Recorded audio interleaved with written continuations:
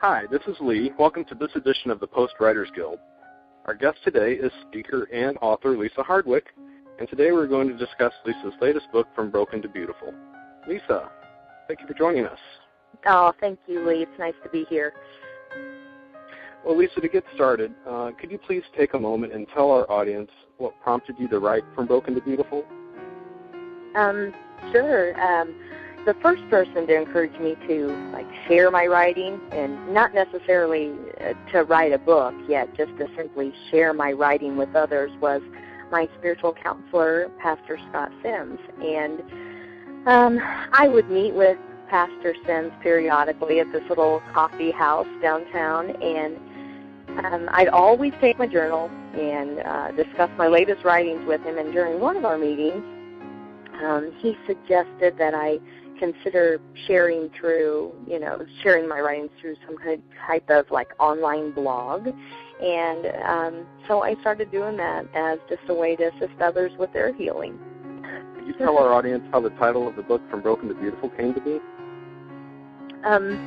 Sure. Well, first, please allow me to say that I want people to realize that, they aren't actually broken. Broken is how we feel, and or how we felt in the past. But by the time they're finished reading the book, they will know for a fact the difference between actually being broken and feeling broken. And they'll also know how to take their emotional life to an entirely different level. And do I have time to explain this a little further? Oh, sure. Please do. Okay.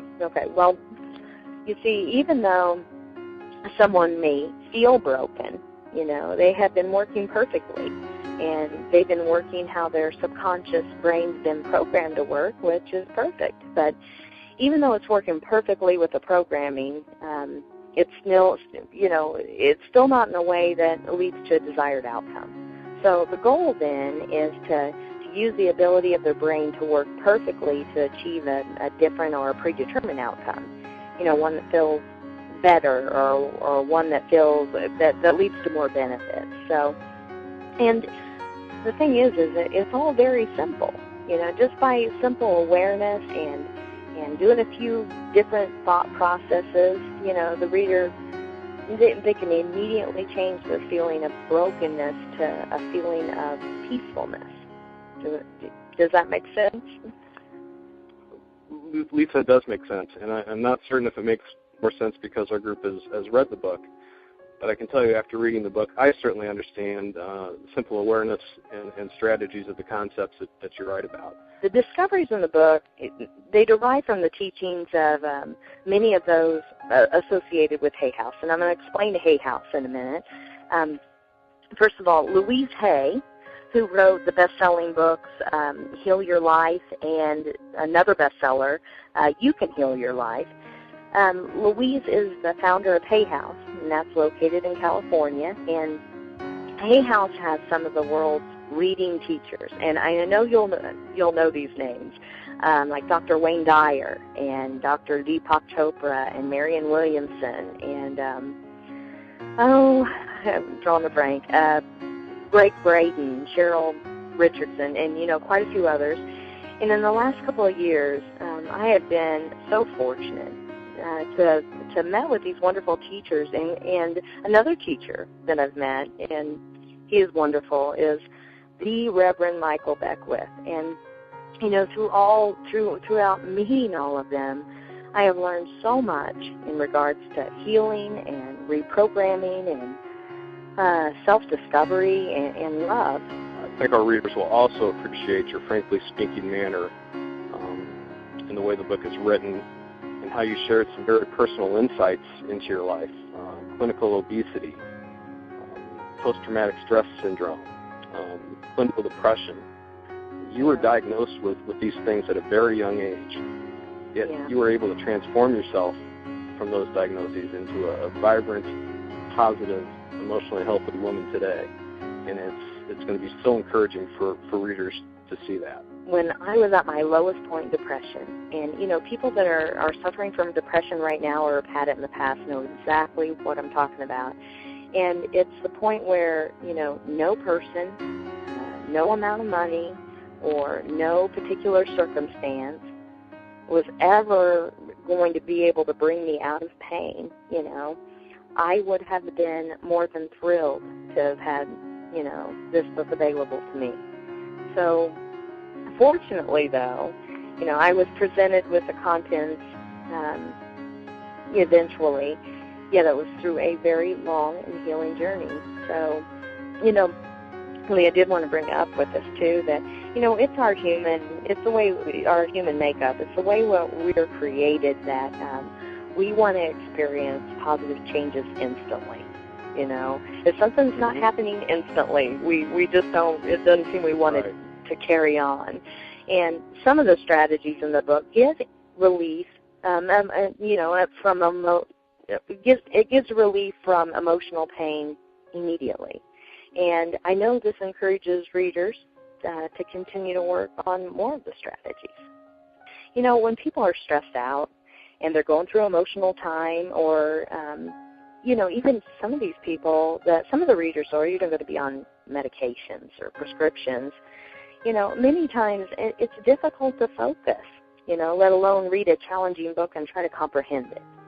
So when I wrote this book, I wrote it in a very simple format, with simple language, whereas anyone who would read it would be able to understand it.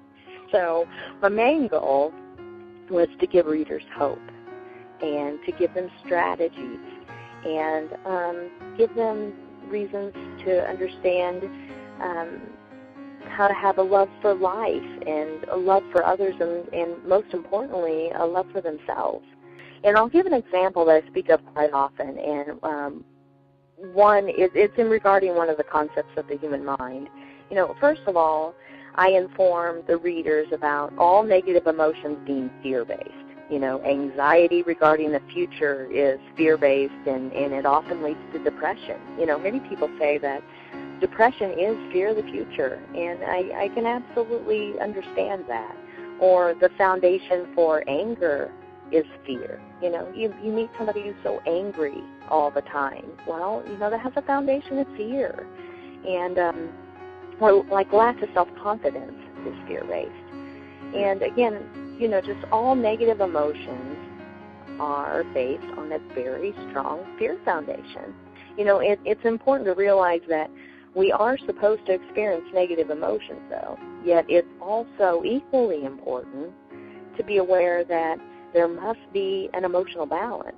When negative emotions have overridden your thoughts and balance is not present, this is when illness and disease and ailments tend to make themselves present in both our bodies and in our life, And when we are out of balance, there are strategies we can utilize for a moment of instant relief.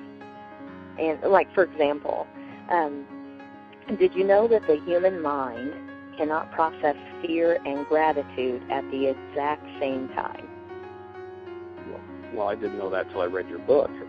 I know. Well, it's true. Processing both fear and gratitude is not possible. The human mind doesn't work that way. And when there is a moment that I'm experiencing a little anxiety or stress over something that I have no control over, and, I know I wrote this book, but I work on this every single day, too. I'm a human being, and I'm going to work on it, I do work on it every day. But what I do is I simply close my eyes, and I take some deep cleansing breaths, and, that's good for you anyway. So take these deep cleansing breaths, and I begin moving my thoughts towards all the areas in my life I am grateful for, like for my children and my family and my friends and my career and my home and my health and, just whatever I want to focus on. And immediately, upon focusing on the things I'm grateful for, that fear-based emotion is calm or gone. And as long as I'm focusing on gratitude, my mind is unable to process anything fear-related. In my past, ever since, childhood, my daily life was based on fear-based emotions and thoughts and just negative emotions throughout the day. And today, I live a life of gratitude, and I work very hard to live a life of gratitude, and I want my readers to live a life of gratitude as well. I will say that all of us here you agree that your book is indeed a breath of fresh air, and your personality really comes through on every page. Thank you so much for your time today. It's been a real delight interviewing you today. Before we end, can you please tell our listeners how they can connect with you and where they can find your book? Oh, sure, Emily, it was my pleasure. People can find me through my website at www.lisahardwick.com, and through the website, they can connect with me through the social networking sites like Facebook. And like right on the site, there's an icon that you can click on, a Facebook icon, and it takes you directly to my page. So it's real easy to connect with me there. And if they would like to order the book directly from the site, the book that they order from the site will be autographed. So I'm kind of excited about that. And the book is also available through Amazon.com as well as Barnes & Noble online and selected Barnes & Noble stores. And again, Lee, thank you so much for having me on your show. Absolutely, Lisa. It was a genuine pleasure. Now, listeners, again, to connect with Lisa, you can go directly to her website at lisahardwick.com, and there you can check out the link to her latest book, From Broken to Beautiful, or link to her Facebook page to drop by and say hello to Lisa. Again, that website is www.lisahardwick.com. Thank you all for listening. This is Lee, and for all of us at the Post Writers Guild, have a wonderful day.